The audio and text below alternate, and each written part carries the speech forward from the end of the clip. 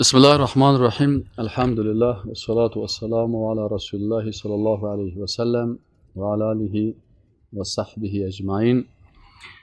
در اسماء الله الحسنا امروز نام را که ما و شما میخوانیم، نام الله یکی از اسماء و صفات الله که است الرحمن است. و در مورد این نام که الرحمن است ما در آیات قرآن و احادیث رسول الله صلی الله علیه و سلم چی داریم؟ دلایل داریم که این نام از جمله نام‌هایی است که در قرآن و سنت ثابت شده است.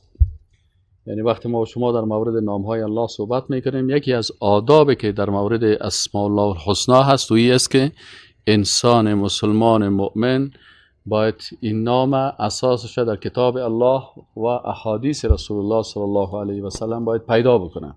اگر این نام در قرآن و سنت ذکر نیست، نسبت دادن از او برای الله یک نوع بیادبی میشه و یا الحاد گفته میشه که از این ما و شما باید اجتناب بکنیم. پس باید اول بفهمیم که چی هسته. آیا این نام در قرآن و سنت هست؟ بله، در قرآن عزیز الشان آیت شریف است که در سوره الاسراء آیت 110 قل ادعوا الله او ادعوا الرحمن ببین ايما تدعو فله الاسماء الحسنى.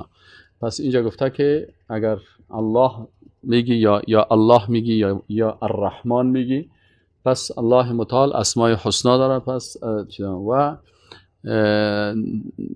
بسم الله الرحمن الرحیم هم که ما و شما میگیم، الرحمن الرحیم که میگیم، خودش جزء از یک آیت است.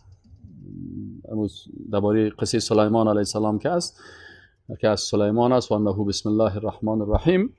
پس کلمه الرحمن در آیات قرآن آمده است و در دلیل ما از حدیث چی است؟ یک حدیث از احادیث رسول الله صلی الله علیه و سلم است که رسول الله صلی الله علیه و سلم در این حدیث شریف میگه که عن ابن مسعود رضی الله عنه ان النبی صلی الله علیه و سلم قال الخیل ثلاثه. میگه رسول الله صلی الله علیه و سلم که سه قسم اسب است.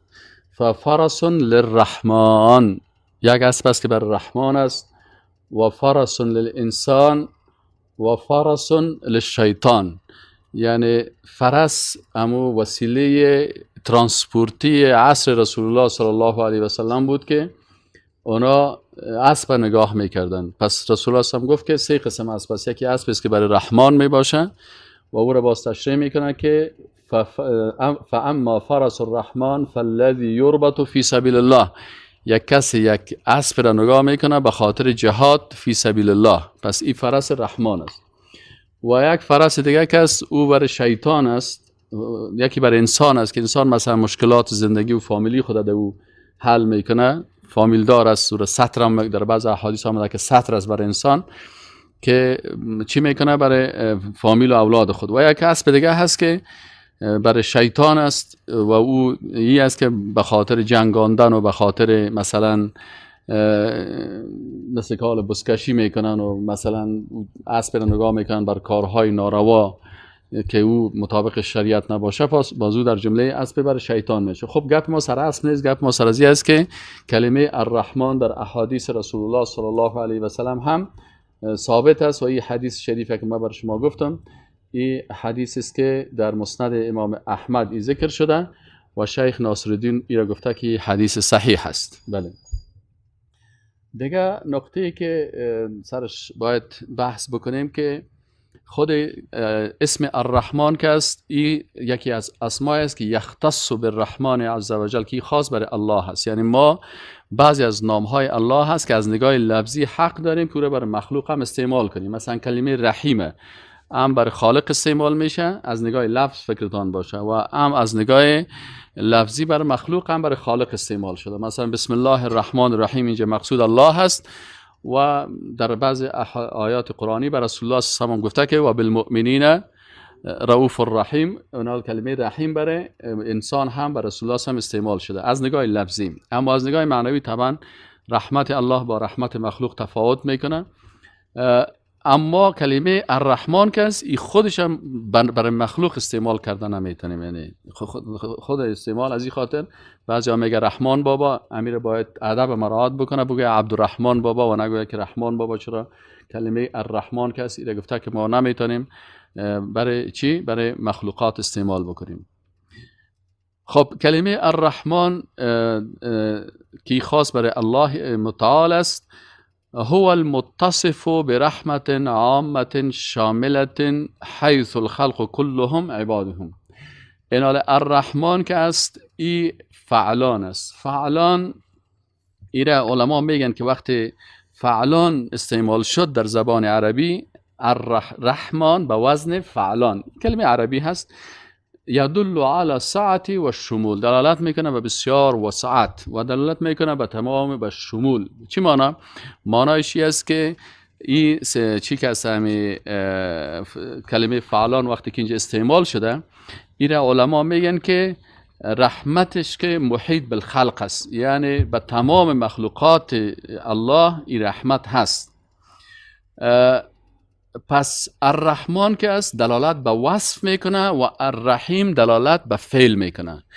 یعنی الرحمن الرحیم وقتی که ما شما میگیم، کلمه الرحمن که است دلالت میکنه که این یکی از صفات ذاتی الله هست، یعنی الله متعال مهربان است و رحمت ازی که است یکی از صفات ذاتی ازی هست که انسان مسلمان این صفت الله را بشناسه و الله به اساس عظیمی صفت ذاتیش که است این رحمتش عام است برای تمام مخلوقات. یعنی در دنیا الله متعال رحمت خود عام ساخته به اساس امی صفتش. پس چون الله، ببینین یک گپ است، فرق بین صفات الله، صفات الله کلش صفات کمال است، اختلاف صفات در چی می باشد؟ در متعلق از او صفت می باشد. مثلا صفت الرحمن که است ای عام و شامل است برای کل مخلوقات است، برای کلگی ای رحمت الله هست، کافر، مؤمن، یهود، نصارا، هر کسی را. ای کریمه که از خزانه غیب گبر و ترسا وظیفه خور داری، دوستان را کجا کنی محروم تو که بر دشمنان نظر داری.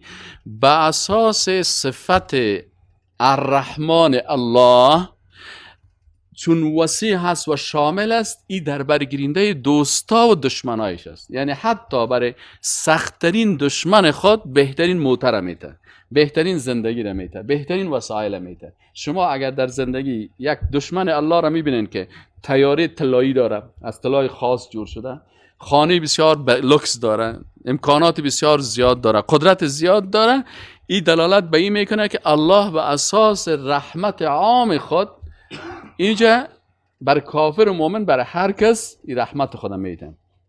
اما مثلا شما در یک خانه فکر کنین، یک مثال براتون میگم که خوب در ذهن ما و شما بشینه، ولله الله که ما و شما تو مثال میگیم که در ذهن خود ما شوه.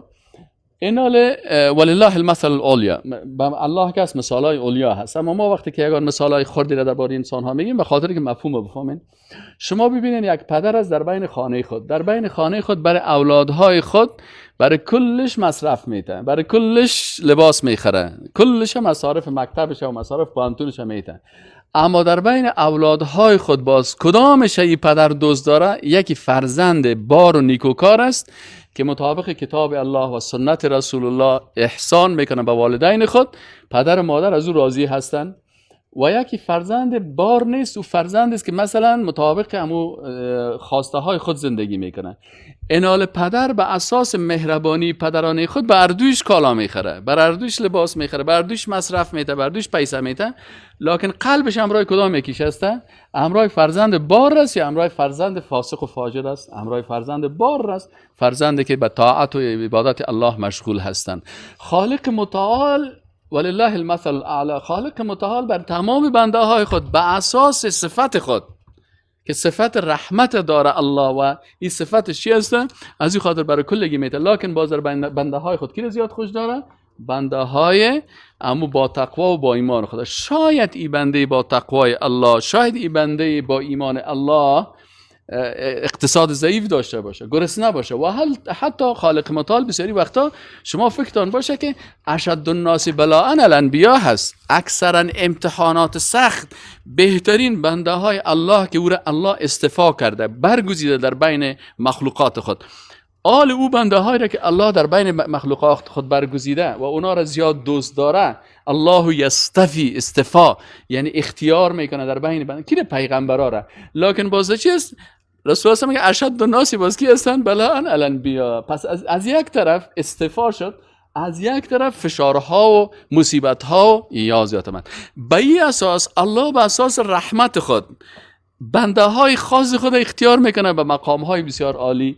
و بعضی اوقات است که اینمی به اساس رحمت خود تمام نعمت ها را بر کلگی میته، اما کل نعمت هایی که داده میشه این کلش به نفع انسان نمی باشه.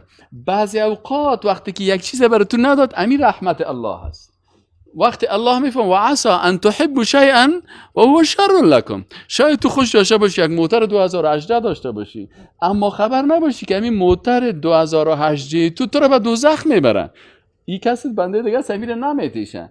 بعضی کسا زندگی را خوش داره، الله بر تو شهادت نصیب میکنه، والله بچه فلانی شهید شد، فلانی عالم شهید شد، فلانی شخص شهید شد، اما فلانی نفر دیگه بلند منزل جور کرد. پس اینال الله بلند منزله بر کل مردم داد، نعمت ها را داد. متوجه هستین؟ به اساس از این داد که الله رحمان است، این نعمت ها را برش داد. اما وقتی که امتحان میکنه استفا میایه، باز در بین از این بنده هایی که کلش نعمت هست، باز برای بنده هایی که اختیار کرده باز سر از سختی ها را میاره، مشکلات میاره، درد ها را میاره. حتی وقتی میشه ما و شما مثلا در آخر زمان هستیم، میگه رسول الله صلی الله علیه و آله میگه که مؤمن واقعی کدام مؤمن است که کالقابض علی الجمر. ما و شما بعضی مسلمان ها را میبینیم که امیال مثلا 72 ساعت خواب ندارن، زندگی نورمال نداره، خانهش آرام نمیمونه، اولادش آرام نمیمونه، مثلا تمام روز بمبارد میشه، طفلش، فامیلش، اولادش هفته‌ها ماها گرسنه میمونه. اشد الناس بلاء الانبیا. پیغمبرها رسول الله صلی الله علیه و آله ببینید مثلا خانهش چور کردن، سرش ترقاندن، لباس درست نداشت که بخوره و ام المؤمنین عایشه صدیقه رضی الله عنها میگه که ما 2 ماه مکمل غذا نداشتیم، مثلا در خانه ما آتش در نمیگرفت، 1-2 دانه خرما را میخوردیم، با همین 2 دانه خرما گزاره خودم میکنیم، زندگی خودم میکردیم. این حال چی هسته؟ این حال الله متعال از یک طرف صفت رحمانیت الله هست که رحمان است، با این صفت خود نعمت ها را بر کلگی میته. باز دمی صفت رحمت خود الله متعال بعضی اوقات باز بنده خود امتحان میکنه. چرا؟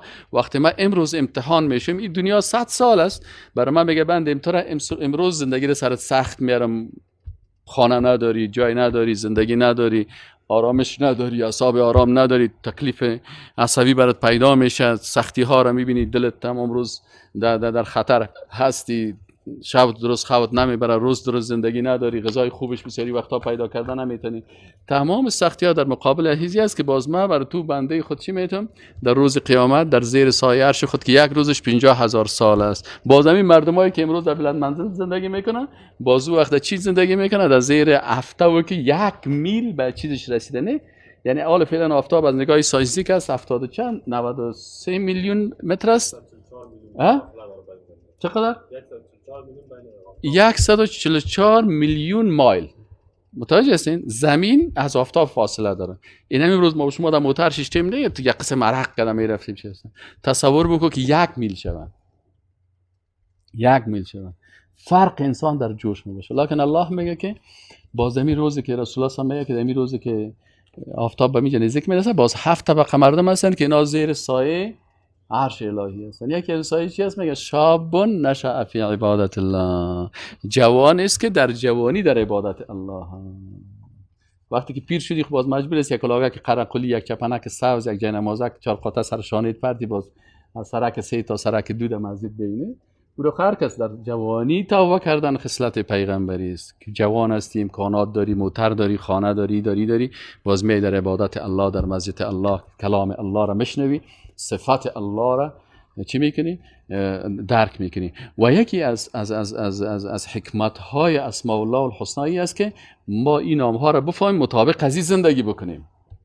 این تو که رحمانیت الله را فهمیدی که الله رحمتش بسیار وسیع هست.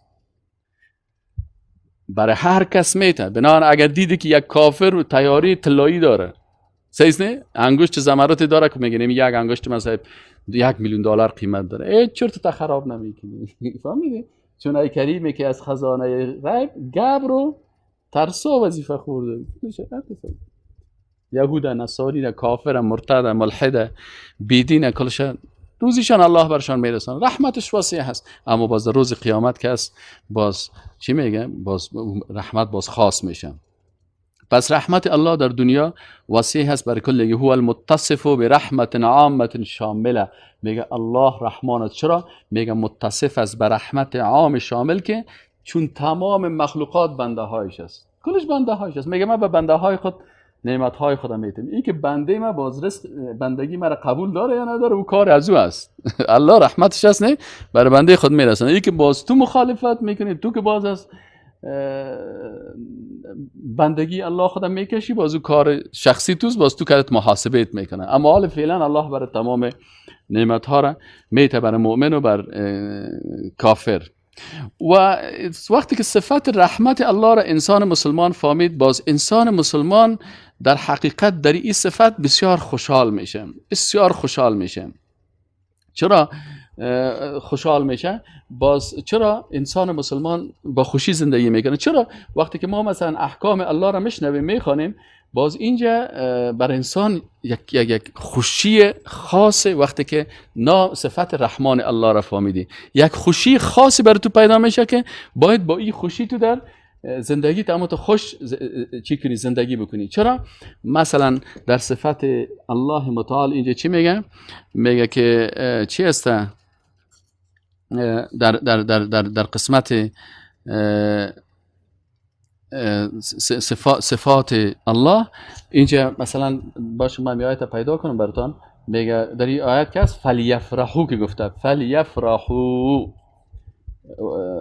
در اینجا وقتی که صفت هم میخوانیم در اینجا گفته که فلیفرحو. پس انسان‌های مسلمان چی باشن؟ خوشی بکنن، خوشی بکنن. چرا؟ وقتی که شما از صفت رحمت الله با خبر شدین، باز به این اساس چی میکنه؟ مثلا الله متعال یکی از صفات اللهی است که چی است؟ میگه سبقت رحمته غضبا. رحمت الله از غضبش کرده چی کرده؟ سبقت کرده. بله؟ کتب علی نفسه الرحمه. از این خاطر علما میگن نگفته که کتب علی نفسه الغضب، غضب بالای نفس خود نوشته نکرد، بلکه سر خود الله متعال نوشته کرده چی را؟ رحمتک. یعنی من زیاد برای بنده های خود چی میکنم؟ رحمت خدا چی میکنم؟ میرسانم. و در یک حدیث شریف دیگه که میگه که الله متعال رحمت چی کرده؟ 100 قسمت ساخته. الله متعال رحمت خدا 100 قسمت ساخته و از اینی 100 قسمت رحمت خود یک قسمت از او را چی کرده؟ از او 100 قسم رحمت خود یک قسم از او را بر بنده های خود در دنیا فرستاده. این یافتیم بشین در سوره یونس، در آیت سپاره 11 از سوره یونس، آیت چی است؟ آیت 57 است. در آیت 57 میگه یا ایها الناس قد جاءکم موعظة من ربکم و شفاء لما فی الصدور. میگه ای مردم بر شما یک موعظه از جانب پروردگارتان آمده. همین قرآن که چی است؟ یک وعظ است، یک نصیحت است. و شفاء لما فی الصدور، و این شفا هست بر قلب هایتان. ما شما همیشه میخوایم که قلب های ما را و فکرهای ما را با دیگه چیزا جور بکنیم. الله میگه نه، شفا است بر قلب هایتان. چی است؟ قرآن عظیم الشان است. سعی کو چند صفت داره. خب گفتم موعظه هست، موعظه هست. یعنی شما میرین پیش هر کس براتون وعظ بکنه، نصیحت بکنه. تو مولوی صاحب یک نصیحت بر ما بکنی، میگه پدر یک نصیحت بر ما بکنه، یک وعظ بکنه، نه فلان مولوی صاحب. الله میگه موعظه خوبش قرآن است. قرآن بخون، معنیش بفهم. فهمیدین نه؟ موعظه بسیار وعظ قویه که هیچ دو شک نیست. ذالک الکتاب لا ریب فیه. در کجا است؟ در قرآن است. و شفاء لما فی الصدور. من بعد از پیشین یک درس فکری دارم. خودم چیزم انتشارات ساعت 4 بجه روزای جمعه. بازم جوانا گفتن 4 بجه برای ما یک درس فکری بگی. باز ما اونجا درس فکری رو گرفتم، در طول هفته فکر میکنم یک کتاب خوبی که برای از نگاه فکر که فکر جور کنه. اما یک کتاب پیدا کردم، بازی کتاب دیگه کتاب زیاد پالیدم دیدم که والا بهترین کتاب فکری که فکر انسان جور میکنه قرآن عظیم الشان. بهترین کتاب. میخوای فکرت جور کنی، عقیدت جور کنی، زندگیت جور کنی، کل چیز جور کنی، قرآن عظیم الشان. سعی که الله متعال میگه که یا ایها الناس قد جاءتکم موعظة من ربکم، از جانب پروردگارتان یک موعظه آمده است، از جانب الله هست. تو به گپای پدر بسیار خوب گوش میگیری، به گپای استاد زیاد گوش میگیری، برای گپای مو شریکت که بسیار با تجربه هست دور زیاد استدلال میکنی. نه الله میگه بهترین موعظه کدام یکی است؟ و من نمیگم ما بد است، یعنی گپ بدر موعظهش بد است یا از استادت یا از راهنمایت بد است، از اونها هست. خونا بعضی شبهات در موعظهشان می باشه، مشکلات می باشه، لکن الله میگه بهترین موعظه است که از جانب پروردگارتان است.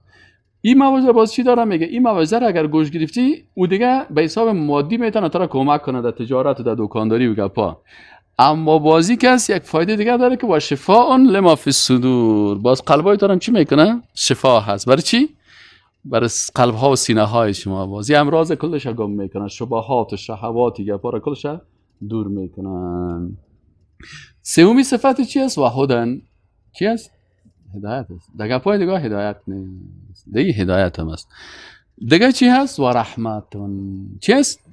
رحمت است، مهربانی است. پس آنچه که قرآن میگه بر اساس چی است؟ وعظ است. احکام قرآن چی است؟ نصیحت است، شفا هست، هدایت است، رحمت است. قرآن در آیت قرآن 4 چیز الله بیان میکنه. این شما می 4 چیز میپالین.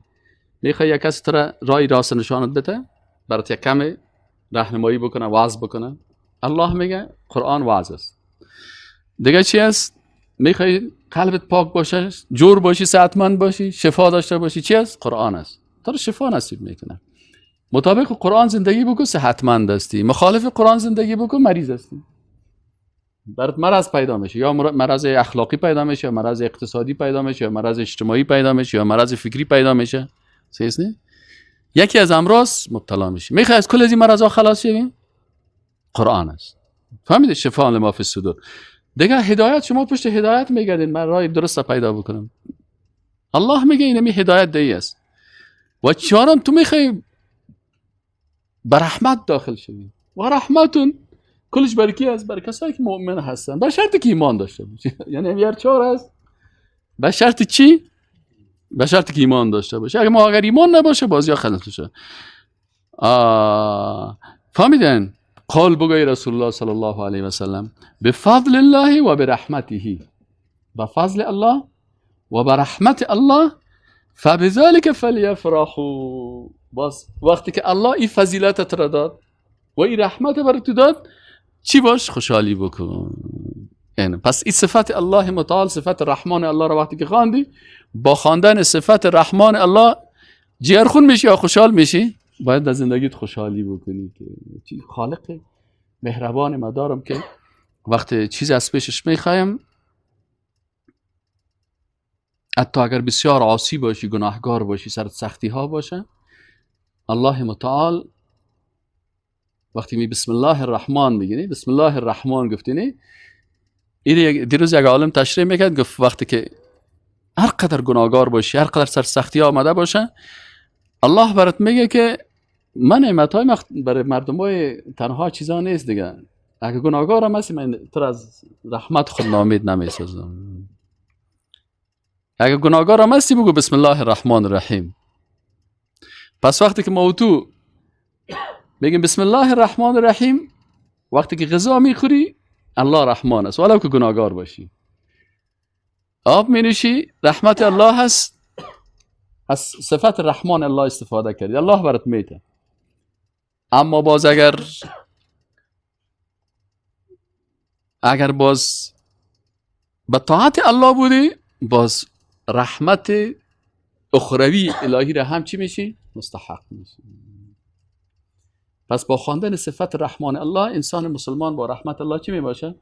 فلیفرحوا. پس چی کنین؟ شال باشین، خفه نباشین، جگرخون نباشین.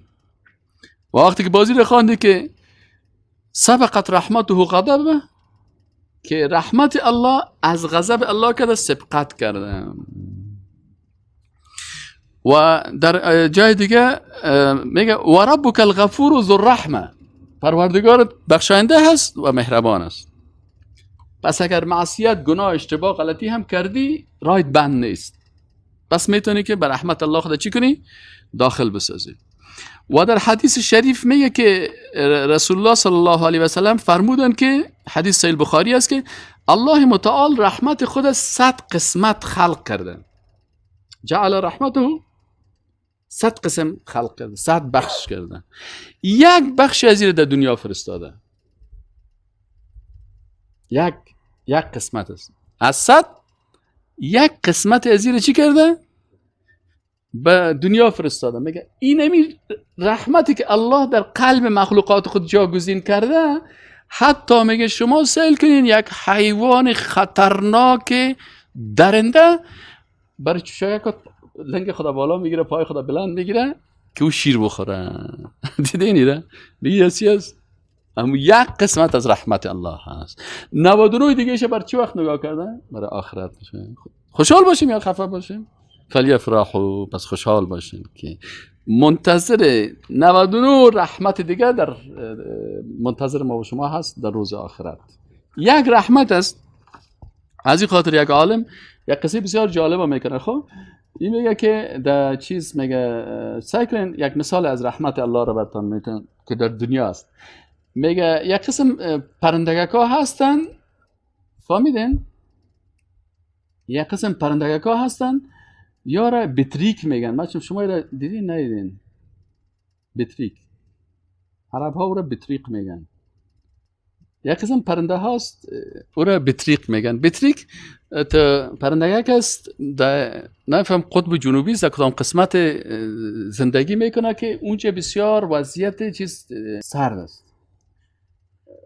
میگه پرنده است در قطب جنوبی زندگی میکنه که 10,000 از یک جای میشن در یک قاری جامد است.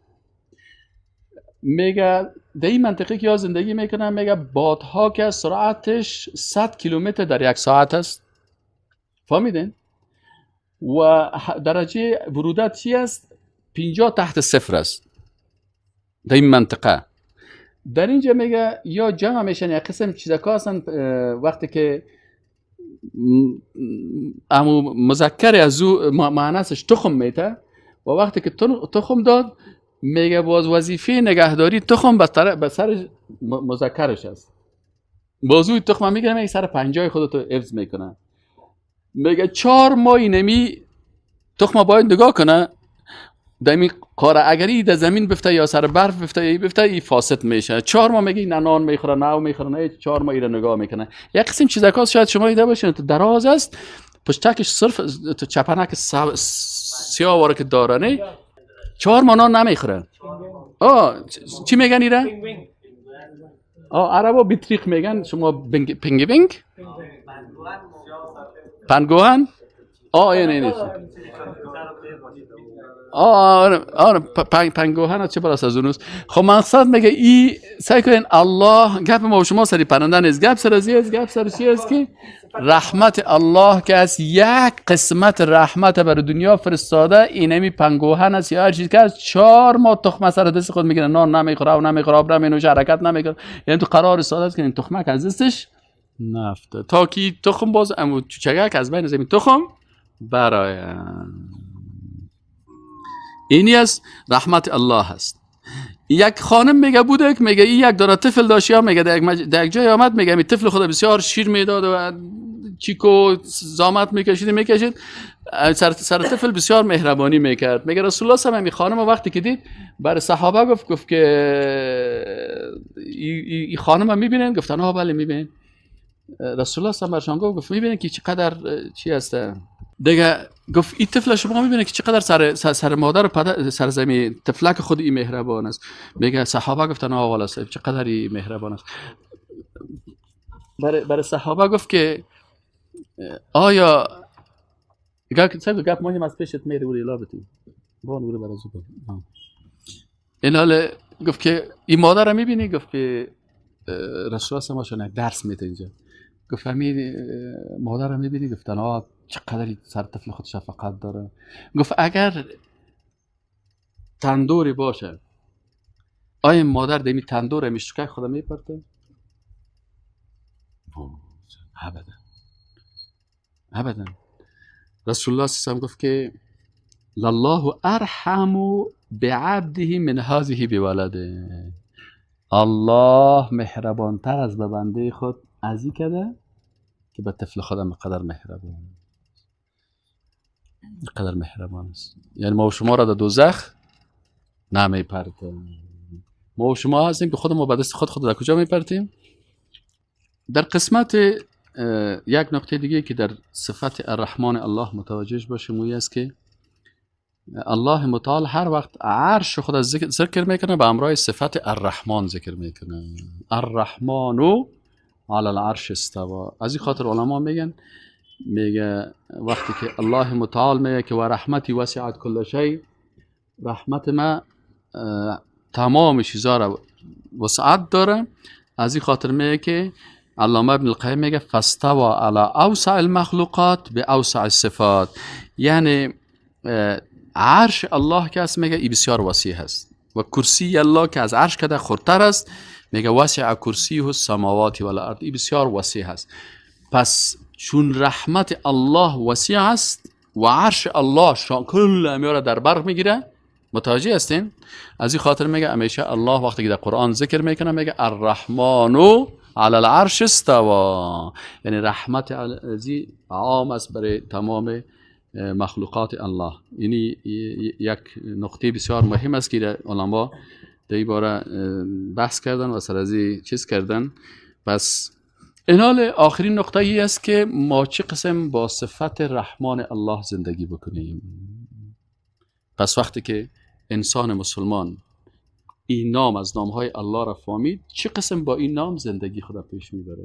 زندگی خدا میفهمه که من خالقی دارم که رحمت ازی وسعت کل شیء، تمام مخلوقات در بر گرفته.